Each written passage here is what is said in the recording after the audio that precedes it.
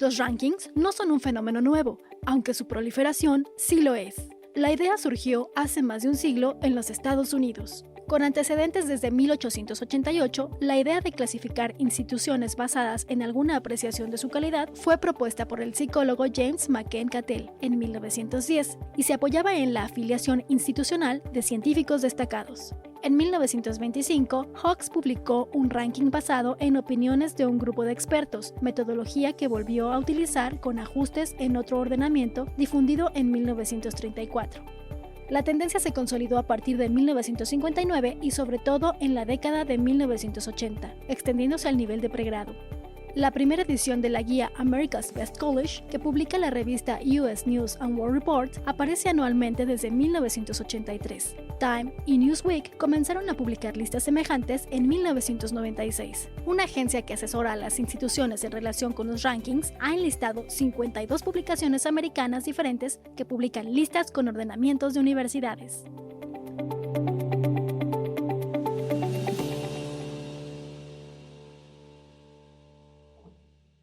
Bienvenidos a la tertulia de educación universitaria de la Universidad Nacional Autónoma de México. Un servidor, Melchor Sánchez, les da la más cordial bienvenida.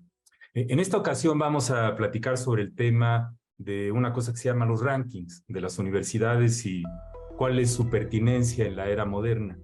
Para ello contamos con tres personas expertas en el tema. En primer lugar, Imanol Ordorica Sacristán. Él es doctor en Ciencias Sociales en Educación por la Universidad de Stanford, California, maestrías en Sociología y en Educación por la misma universidad.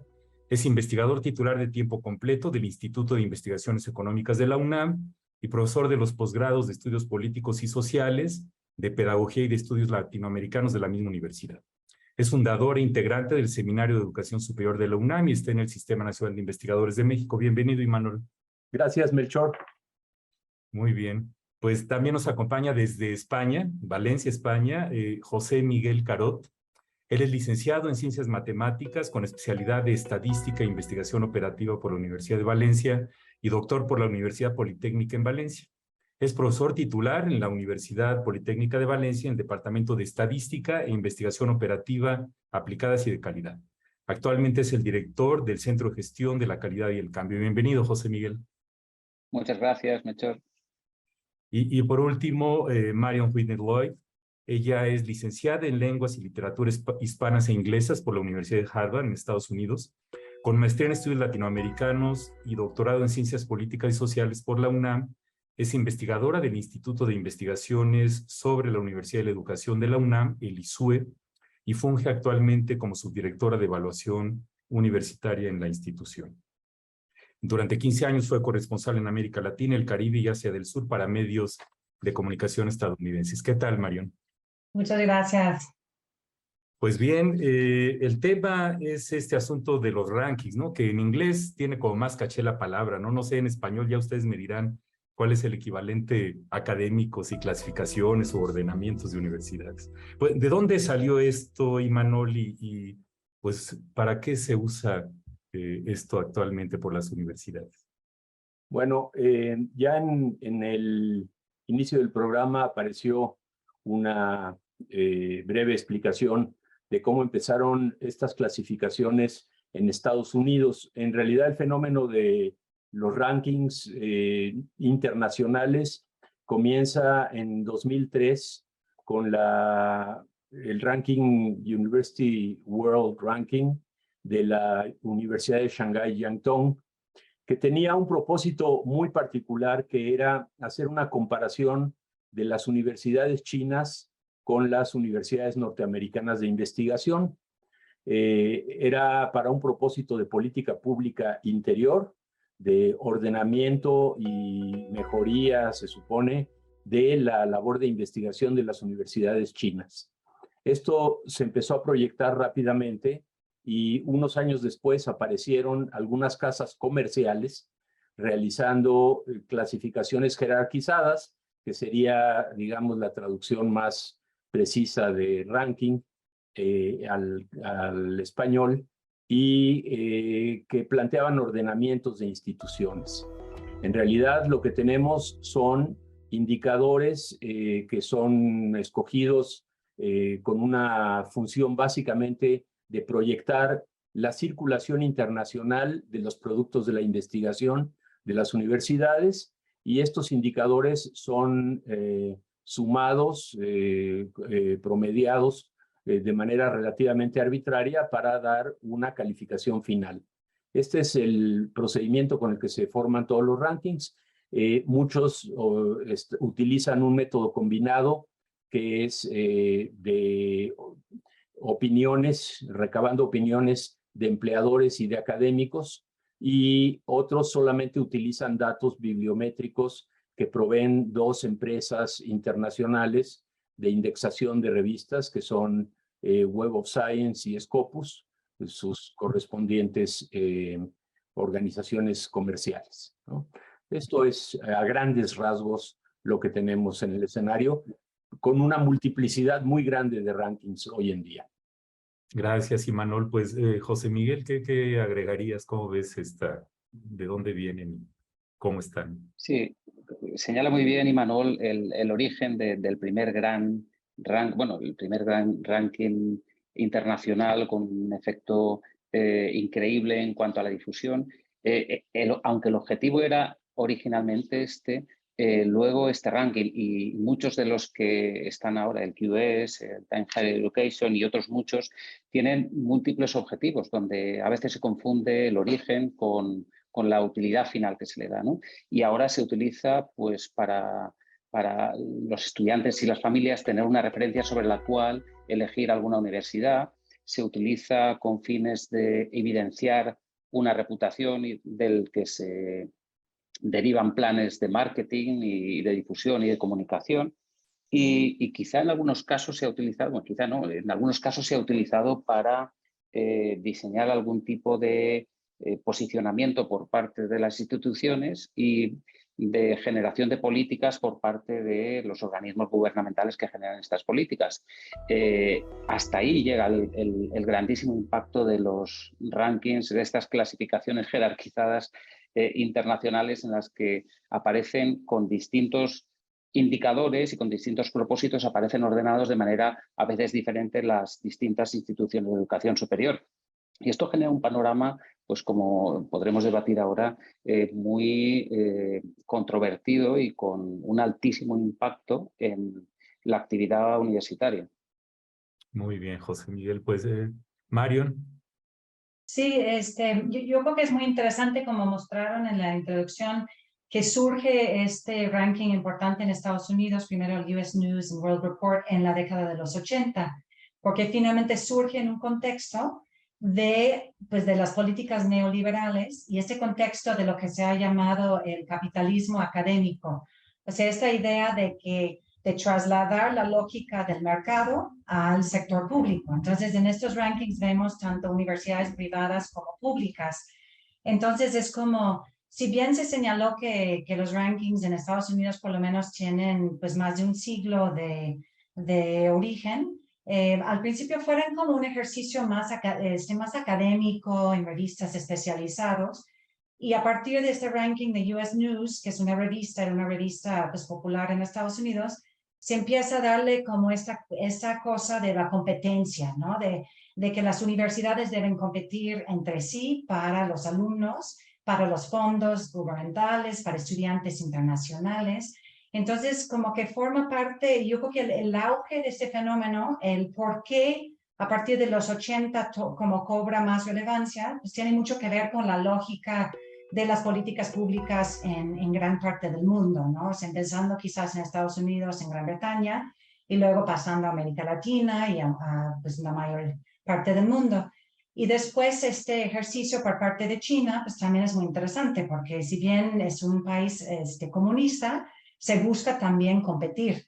Entonces el gobierno chino pues le asigna a esta universidad especializada en Shanghai, que tiene una escuela muy buena de educación, decirle cómo podemos nosotros también competir. Y para poder competir necesitamos saber qué hacen los demás, en qué son buenos, por qué son tan influyentes y básicamente cuáles son los más influyentes para nosotros buscar, pues copiar o emular las prácticas que ellos tienen, ¿no?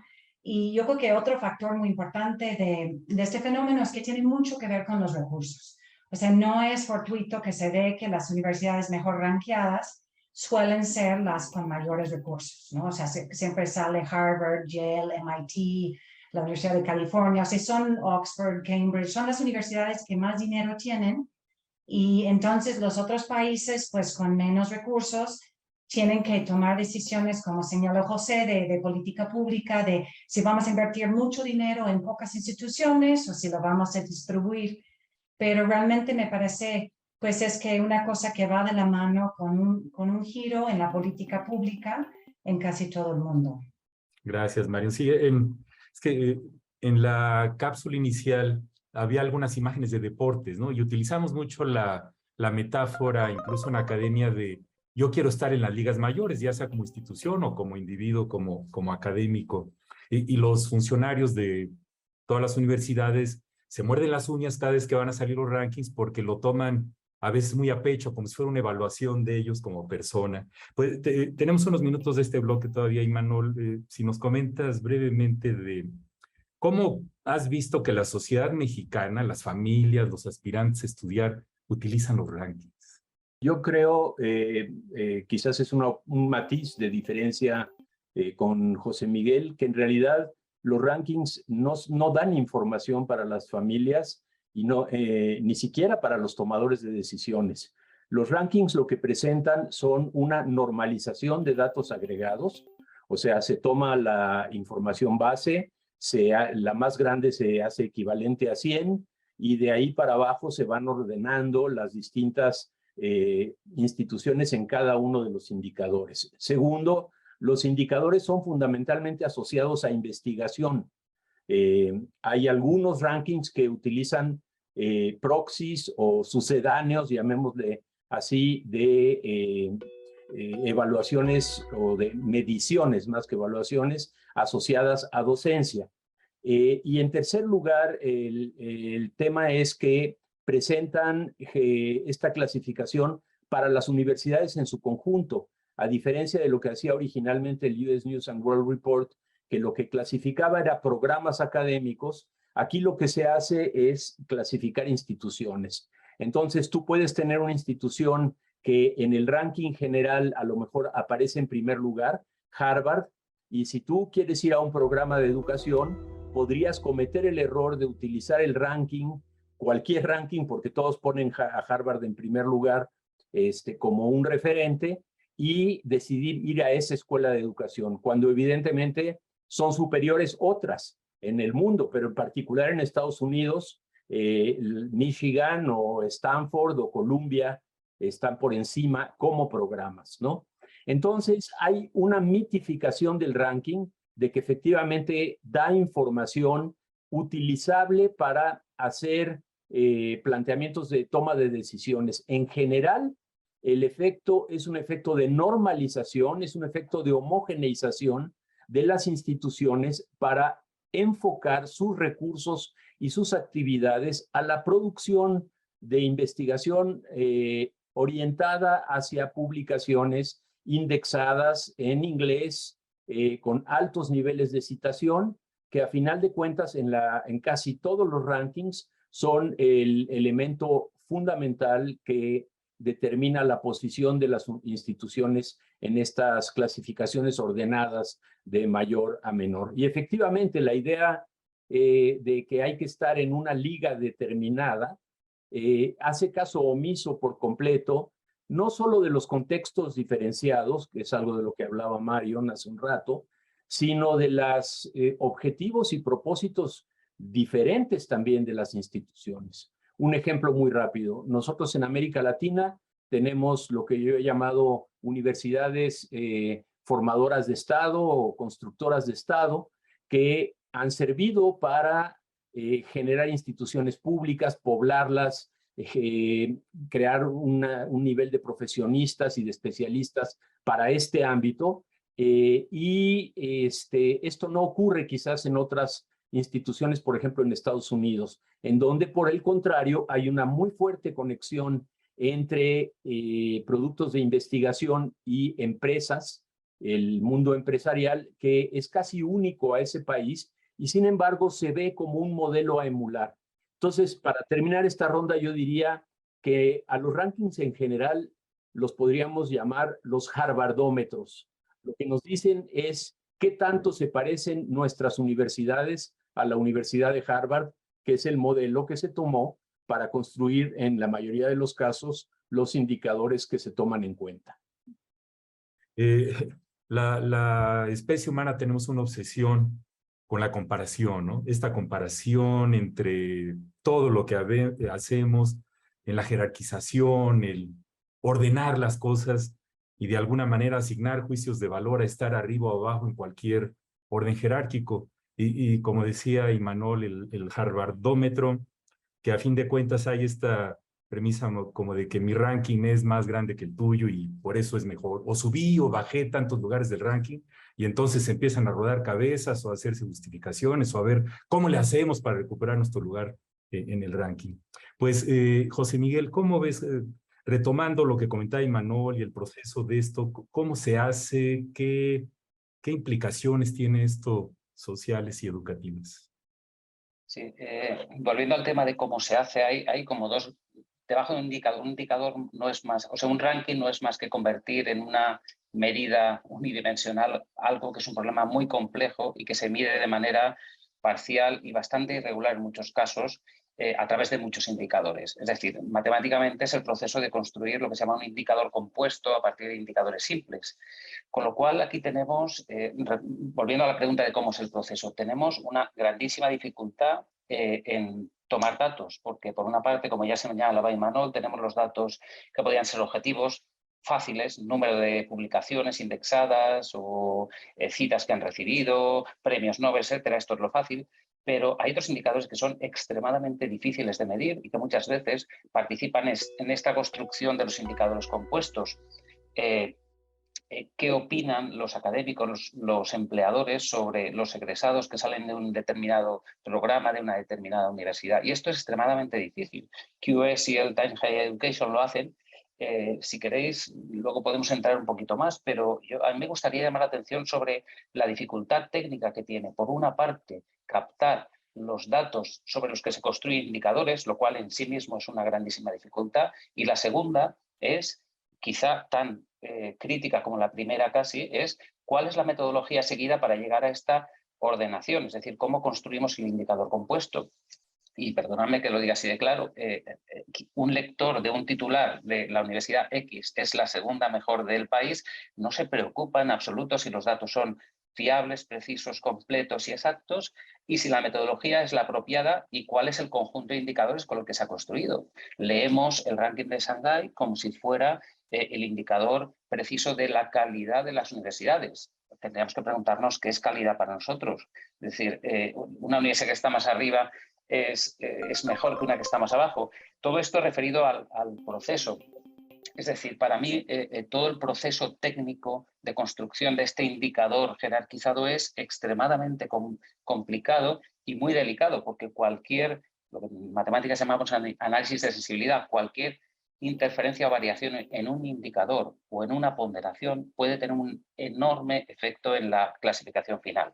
Claro, si hablamos de universidades de clase mundial, yo creo que no hay duda que Harvard, el MIT, Stanford, no sé, son universidades excelentes. ¿Por qué? Porque lo son buenas en todo, pero cuando vamos bajando el ranking y llegamos al 20, al 100, al 400, es muy difícil que el ranking nos esté dando con precisión una diferencia entre universidades, cuando es una diferencia unidimensional de una universidad súper compleja con un problema enorme de medición de los datos y una falta de precisión en la generación de este indicador compuesto. Gracias, José Miguel. Marion, pues en este orden de ideas. Sí, a mí se me hace, bueno, es muy interesante esta idea que decía Emanuel de que Harvard, que qué tanto te pareces a Harvard. Sin embargo, en años Pues tú recientes, eres graduada de Harvard, bueno, yo soy graduada ahí y puedo decir con mucha vergüenza que me acuerdo cuando estaba estudiando ahí que hubo una especie de meeting en las escaleras de la Biblioteca Central de la Universidad para celebrar que Harvard había otra vez salido en primer lugar en el US News and World Report, que me pareció de los estudiantes, ¿no? Con letreros y todo. O sea, sí hay una especie como de prestigio y de, en vez de una protesta estudiantil, pues fue una especie de celebración de algo que finalmente, como decía José Miguel ahorita, es este efecto Mateo, de que cuando tienen más recursos, pues se benefician y se siguen arriba. Sin embargo, parte de lo que tiene que ser los rankings es generar cierta movilidad, porque si no, la gente no los va a ver todos los años. Y estos son finalmente empresas y generan recursos, cobran a las universidades por asesorías, para qué puedes hacer para subir en mi ranking, etcétera. Entonces, en años recientes, Harvard de repente ya no siempre aparece en primer lugar. Se aparecen otros, aparece MIT, aparece Princeton. Y ese tipo de efecto, o se podría ser irrelevante si no tuviera efectos muy importantes, por ejemplo, en políticas nacionales. Nosotros estuvimos revisando casos, por ejemplo, en Dinamarca, el gobierno da puntos en las solicitudes para visas de trabajo según de dónde egresaron las personas que están solicitando. Entonces, si aparecen en los primeros 100 lugares de tal ranking, les dan 20 puntos en su aplicación. Si están en el lugar 101, que sabemos que es súper arbitrario, ya no les dan esos 20 puntos. Entonces hay efectos reales en la vida de las personas por un sistema que realmente es súper arbitrario en muchos casos. También sabemos entre los rankings internacionales de la misma empresa, por ejemplo, de Times Higher Education, y de los rankings regionales que han salido en los últimos años, puede haber discrepancias muy grandes. Por ejemplo, la UNAM puede aparecer en el ranking mundial como la segunda mejor universidad de América Latina, y luego en el ranking, del mismo ranking de América Latina, sale en lugar 15.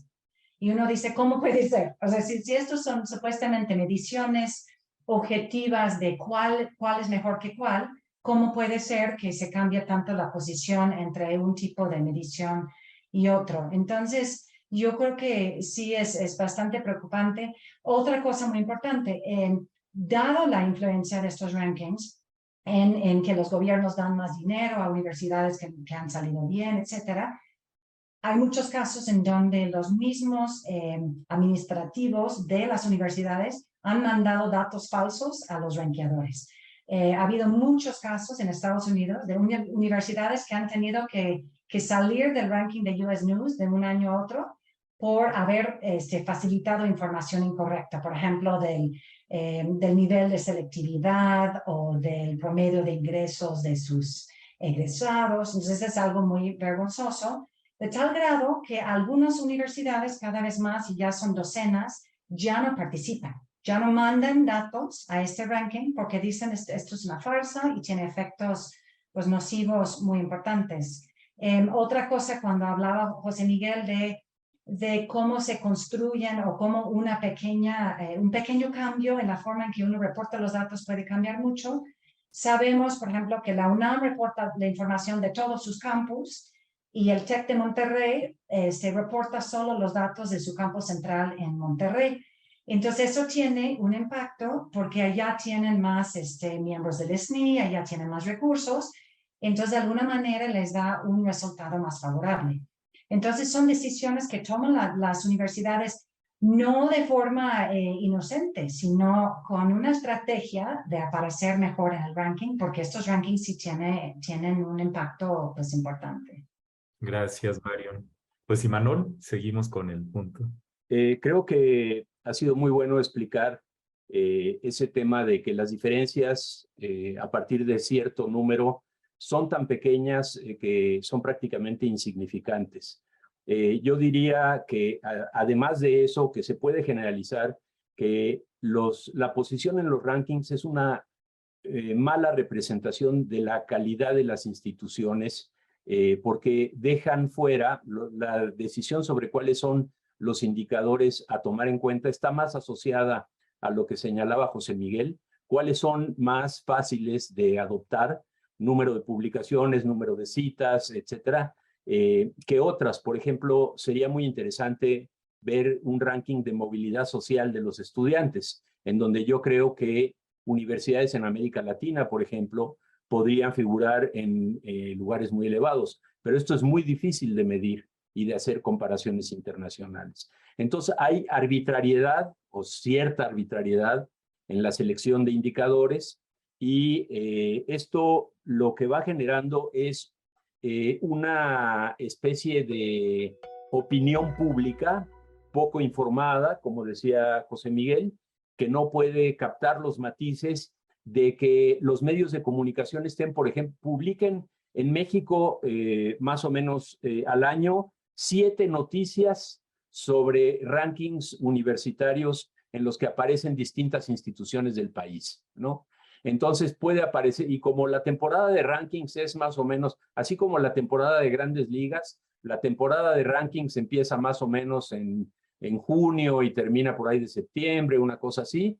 En ese periodo se concentra y puede aparecer un día la UNAM, primer lugar de América Latina, y a la semana siguiente, la UNAM, lugar 15 de América Latina, es otro ranking. A la gente no le queda del todo claro que uno era el QS y el otro era el Times Higher Education, y que luego después va a salir la versión del QS sobre América Latina, que después va a salir otra versión. QS produce 5 versiones en las que aparece la UNAM, Times Higher Education, QS por lo menos 3, el ARGU produce 2, y hay muchos otros, ¿no? Entonces, es un mecanismo que genera mucha confusión. Subieron, bajaron, pero si hace poco tiempo decía ahí que había salido muy bien, ahora parece que sale muy mal. Yo creo que hay que decir con contundencia que los rankings no contribuyen en nada a una adecuada planeación y diseño de políticas académicas y de desarrollo de las instituciones de educación superior, ¿no? Porque generan una distorsión en donde hay una necesidad administrativo, burocrática y a veces de orden político de poder figurar alto en los rankings. Esto lo discutimos mucho en 2012 en un encuentro que hubo en la UNAM de rectores de casi 120 universidades públicas y privadas de América Latina, señalando que este tipo de problemas que estamos discutiendo en este momento y tomando un poco de distancia hacia los rankings, ¿no?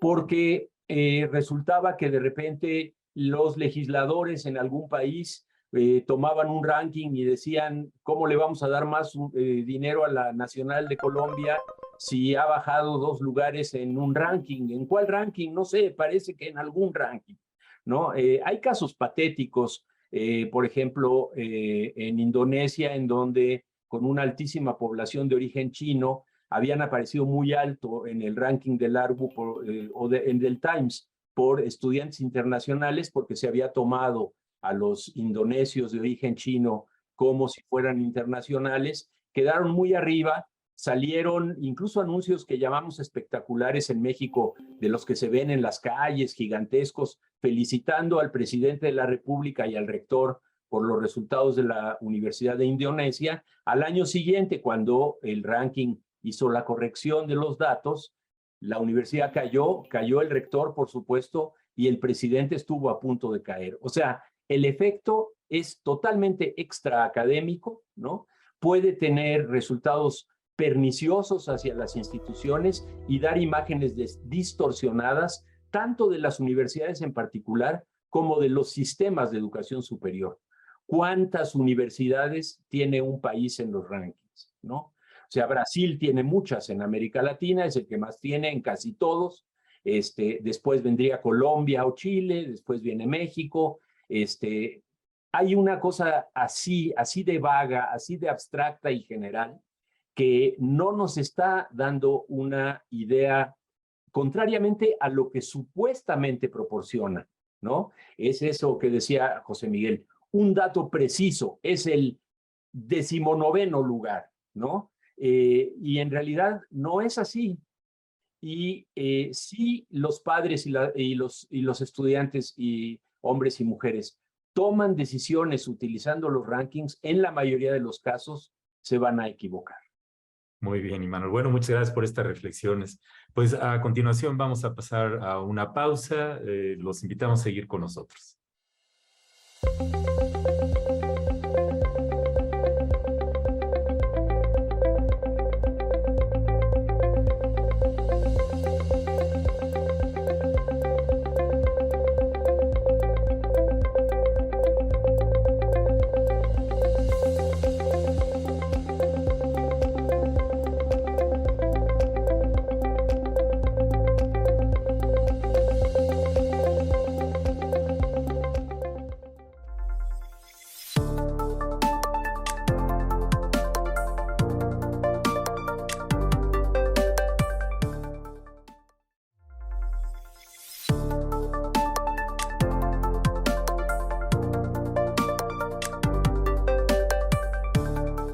Estamos en la tertulia de educación universitaria de la UNAM platicando sobre los rankings.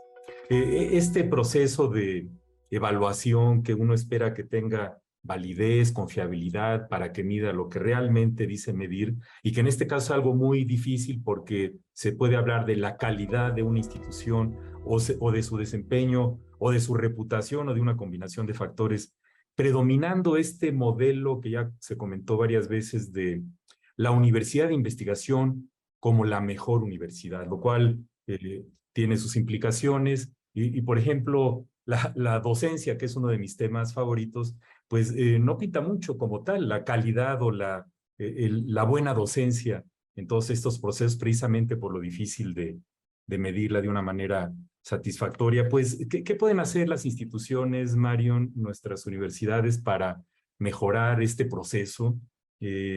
En las últimas décadas he visto que ha aumentado más de 10 veces el número de publicaciones académicas sobre el tema, analizando todos los pros, contras, toda la ciencia y metodología de esto. Pues, ¿cómo ves, Mario? Bueno, yo creo que es difícil para las instituciones por sí solas hacer algo con este fenómeno. O sea, lo que sí se puede hacer es, como en Estados Unidos, pues negarse a participar, que obviamente pues cuando las instituciones importantes no participan, pues no tiene chiste el ranking, ¿no?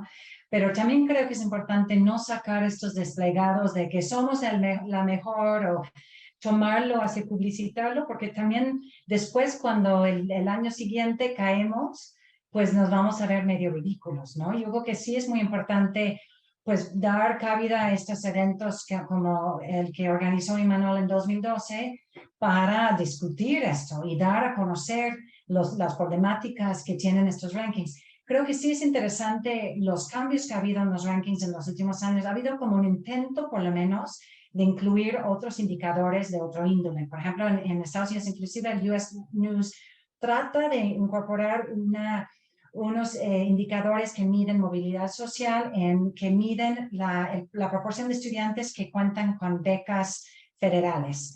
Entonces eso mide de alguna manera la proporción de estudiantes de bajos recursos y luego miden de esos mismos estudiantes cuántos están egresando. Entonces hay también la proporción que cuenta cuando egresan, deben mucho en préstamos estudiantiles. Entonces buscan de alguna manera como que medir otras funciones, pero esta cuestión de la docencia ha sido muy complicado.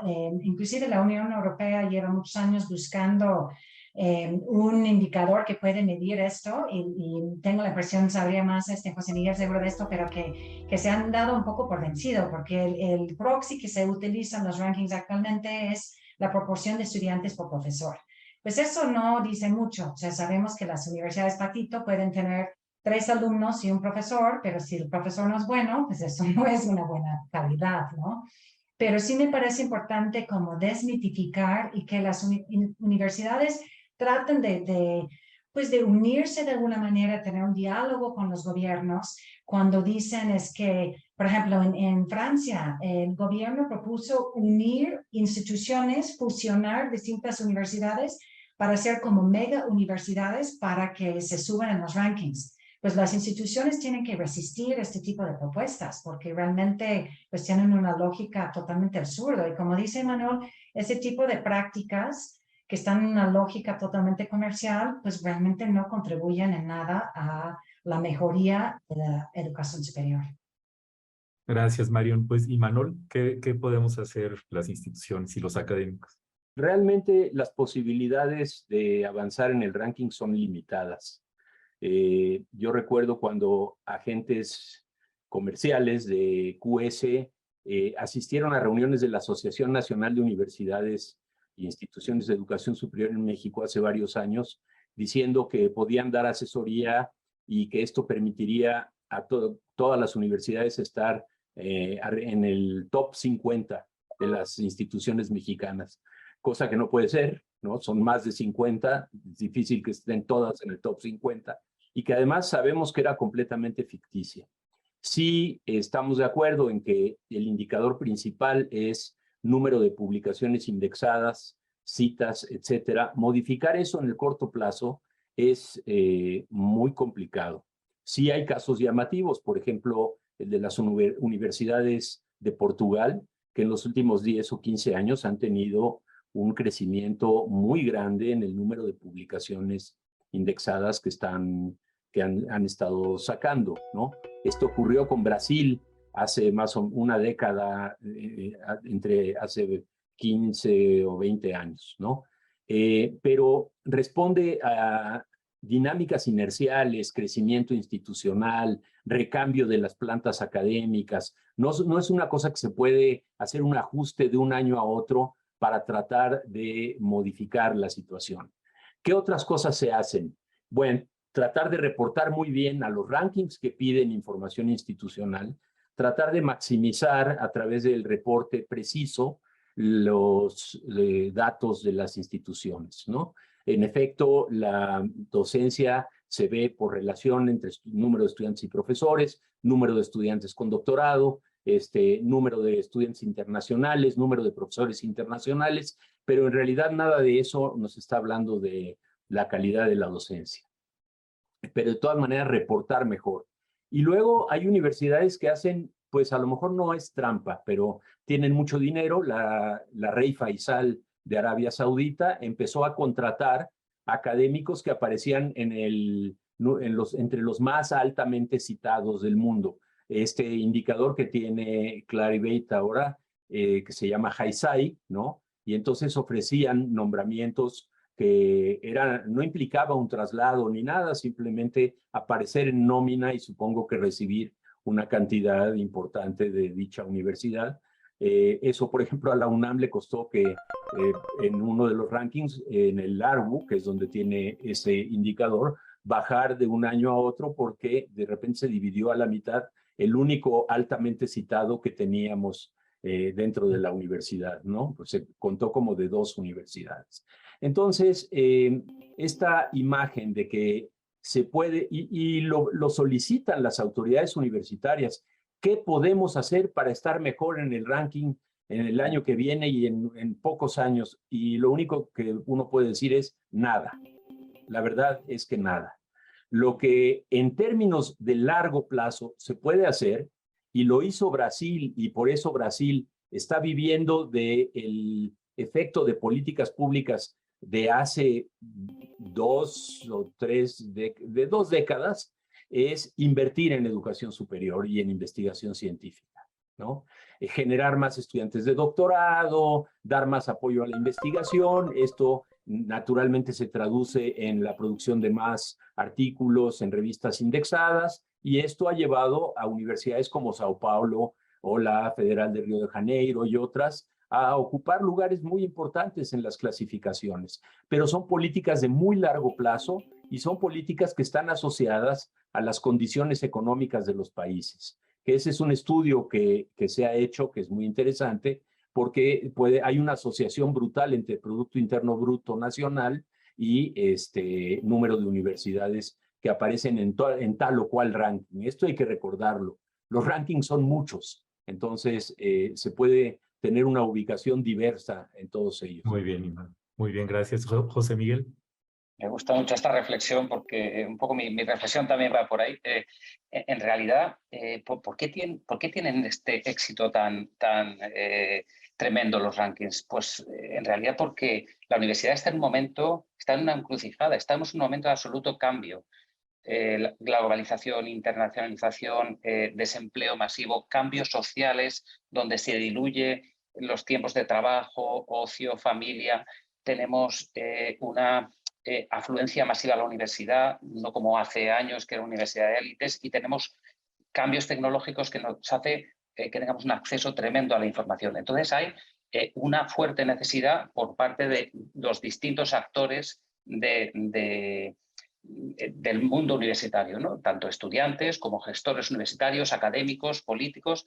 Y por otra parte, los rankings han sabido posicionarse muy bien porque es un producto simple, fácil de leer, en el que no nos preocupamos de su metodología, simplemente confiamos. Es algo así como la fast food, la comida rápida, ¿no? Que en sí misma no tiene por qué ser mala, pero en general es mala.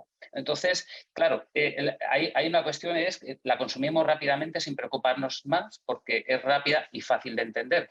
Es difícil pensar que los estudiantes o las familias, una cosa que me preocupa mucho, puedan desglosar todo el entresijo de indicadores de información que hay detrás. Entonces, ¿qué podemos hacer? Pues lo que podemos hacer es alertar sobre la situación y digamos que poner de manifiesto el riesgo que tiene una utilización indiscriminada y poco reflexiva de los rankings, especialmente para aquellos que tienen una capacidad de impacto fuerte, como son los decisores de alto nivel, como los que diseñan políticas públicas para generar cambios reales, ¿no? Entonces, en este sentido, dado que tenemos poco que hacer, aparte de reportar muy bien, porque los rankings van a quedarse y van a seguir existiendo, se van a tratar de especializar, de generar metodologías un poquito mejores, pero van a estar ahí. Entonces, quizá lo que tendríamos que hacer es buscar formas más profundas de analizar los indicadores y no de una lectura rápida y simple como es una ordenación. Y por otra parte,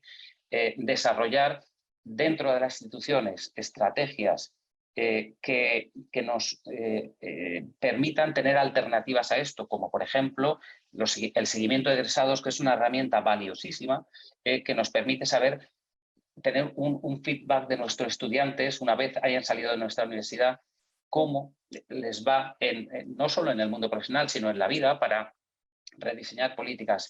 En Europa hay un movimiento desde hace años, yo lo veo muy difícil, pero tengo esperanza, de verdad, yo siempre soy muy optimista en que fructifique, en hacer un sistema europeo de seguimiento de egresados en el que estamos participando 22 países. Llevamos ya unos años, me parece una idea fantástica.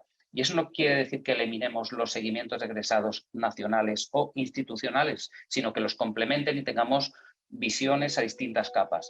Yo creo que la lectura de largo plazo o nuestro norte de largo plazo sería algo así como hagamos una reflexión sobre a dónde queremos ir como estrategia de universidad o como estrategia de política universitaria del país y leamos con profundidad los indicadores para saber hacia dónde queremos ir. Eso sería, yo creo, quizá suena muy utópico, pero es que no veo algo más efectivo que la capacidad de modificar los rankings y su posicionamiento. Pues lo veo difícil. Son simples, han ocupado muy bien su lugar y hay un negocio detrás también. Gracias, José Miguel. Bueno, pues el tema da para mucho. A continuación vamos a escuchar a Marina Tomás Folch, de la Universidad Autónoma de Barcelona, España, sobre algunos pros y contras de los rankings.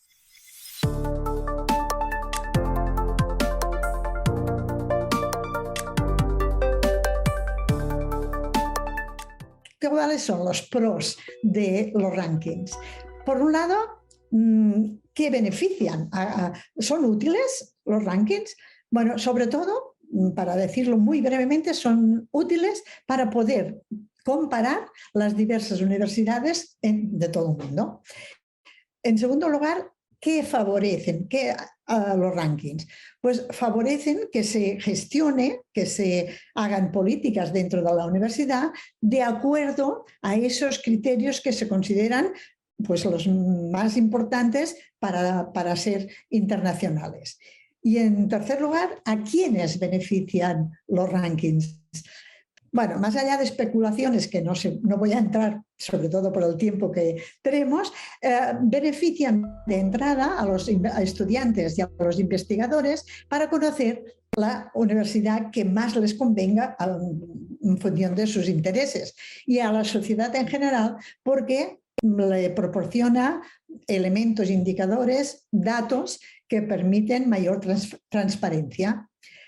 En el capítulo de los contras existen también muchos contras. Unos de ellos, ¿qué desventajas podemos citar? Pues que las políticas de cada institución universitaria se ven orientadas por esta posición en los rankings, con lo cual las desvía a veces de su propio origen, digamos, ¿no? También puede confundir calidad con posición en los rankings. Otro punto negativo es que perjudican la colaboración o cooperación entre las diversas universidades, porque las pone en una situación de competir, no tanto de colaborar, ¿no? Y también podríamos decir que perjudica a las universidades más pequeñas, porque les es muy difícil poder obtener un lugar mediano o destacado en estos rankings internacionales. Existe el fenómeno inercia, que es que a los que están bien situadas se suelen mantenerse en buenas posiciones y a las que están pues, en lugares poco destacados les cuesta horrores moverse en esa posición.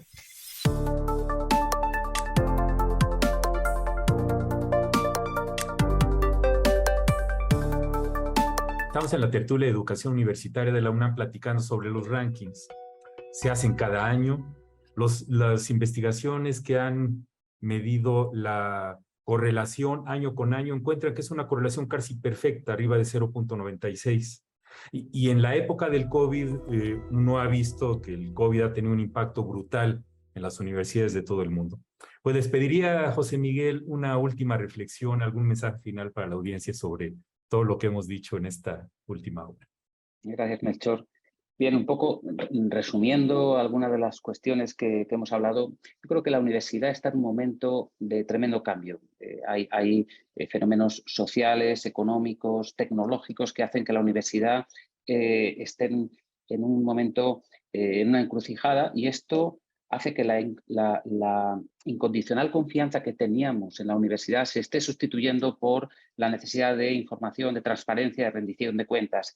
Y ahí, de esa necesidad de información, los rankings han ocupado muy bien su lugar porque son simples, fáciles de leer, lo puede entender todo el mundo.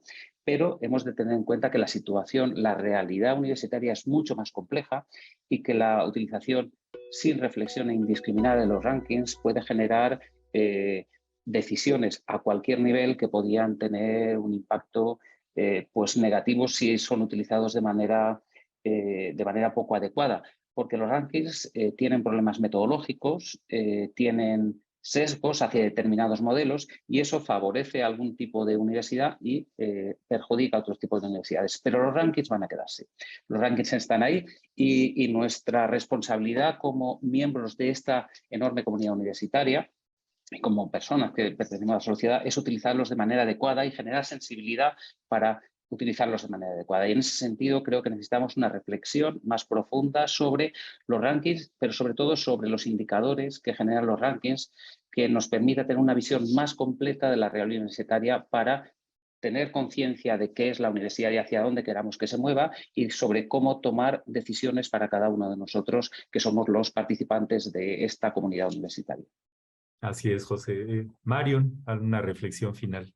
Sí, gracias. Yo creo que lo que quisiera reflexionar es que las universidades no existen en un vacío. Entonces, esta idea de que estamos valorando una institución u otra, realmente lo que debemos estar valorando son las políticas de educación superior de un país o de una región, ¿no? Entonces, hay matices y hay que pensar como en un todo cuando vemos estos rankings. Podemos decir, México tiene cuántas universidades tiene, qué características tienen, como nación que podemos hacer quizás para promover mayores recursos para la investigación. Sabemos, por ejemplo, que México invierte muy poco en investigación. Entonces, yo creo que lo que quisiera que reflexionáramos es no tanto cuál es la mejor universidad de México o cuál es la mejor universidad de América Latina, sino qué está haciendo cada país para atender a su población de estudiantes en su totalidad. O sea, ¿cuál es todo el paquete? ¿no? No es cuál es la universidad más maravillosa de ese país, sino qué está haciendo ese país para promover la educación superior para sus alumnos. Y para eso yo creo que sí se puede tomar algunas cosas de los rankings, es decir, bueno, cuántos con doctorado o cómo analizar un poco algunas características, pero realmente para eso son mejores las bases de datos nacionales o que no son rankings, que simplemente son bases de datos en donde podemos consultar estos datos. Entonces, pues finalmente sí diría que es bien importante pensar que no, las universidades no existen en un vacío, sino son el producto y el reflejo de las políticas de una sociedad. Gracias. Muchas gracias, Mario. Pues, Imanol, ¿cómo ves? Sí, 2 o 3 ideas muy breves. La primera, no estoy de acuerdo en esa exposición que hizo la doctora Folk sobre los elementos positivos de los rankings. Yo creo que lo que tienen que hacer las instituciones de educación superior es tomar distancia respecto de ellos. Ahí están, tendrán un efecto. Nosotros tenemos la obligación de explicar a la sociedad hasta donde podamos cuáles son las metodologías, los problemas, y tratar de quitarnos de encima el yugo de los rankings, que además me parece que ha ido decreciendo. La popularidad enorme de los rankings ya no lo es tanto, no quiere decir que vayan a desaparecer, ahí están, pero ya no son ese efecto tan grande, y tratar de establecer nuestras políticas universitarias en función de proyectos y necesidades específicas.